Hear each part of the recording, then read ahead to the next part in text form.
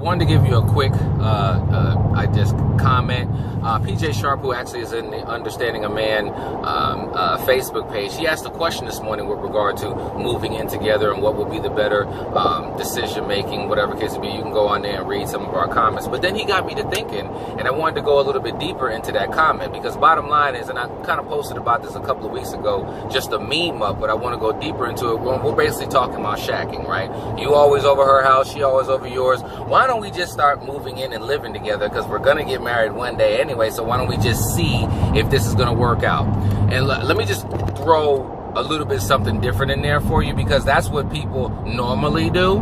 And in the process of doing that, let me share with you that they feel like, oh, okay, well, you know, they either go ahead and get married because they've been already together for, you know, living together for 2, 3, 4, 5 years, and they're just like, bumper, let's go ahead and make it and get married. Or, you know, some of the proper things still aren't uncovered from you living together, and then it pops out once you get married, and then you're like, oh, the person changed and I never knew this, and then you want to go get married. Okay, that's the road that people more commonly travel. And let me share with you some stats for those, you know, just really quickly.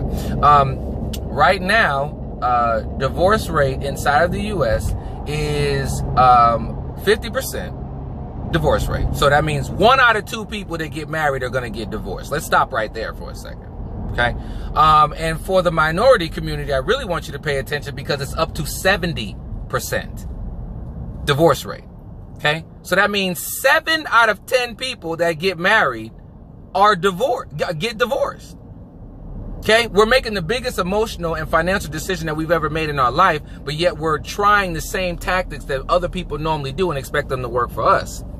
So what I want to share with you is that before we go, you know, combining finances, before we go spending $5, $10, $15, $30, $50,000 on rings, only to find out it's not going to work, or have these elaborate destination weddings and all that.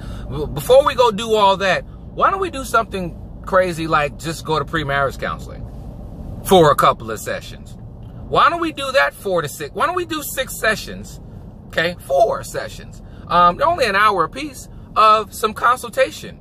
Let's let a neutral party ask a couple of tough questions. Let's let a neutral party kind of bring some things to light that we haven't even been thinking about, because we're living in this bliss of, oh, everything is everything and perfect and all this and that, or you know, you don't see some pitfalls coming, right? Because maybe nobody told you. Right? And so we have to think about it, everybody. If we're strategic when it comes to school and making sure that we take this class, we can, you know, do this and that, and matriculate through school, right? If we're like that when it comes to our jobs, right? And make sure, because we got to pay these bills, right? We're methodical, and we are strategic in all other areas but intimate relationships. Meanwhile, if your relationship isn't right, most likely all that other stuff isn't right either. So I just want to share just something really quick for those of you who are thinking about moving in together. No judge zone. As you know, what, my wife and I lived together for about 6 months.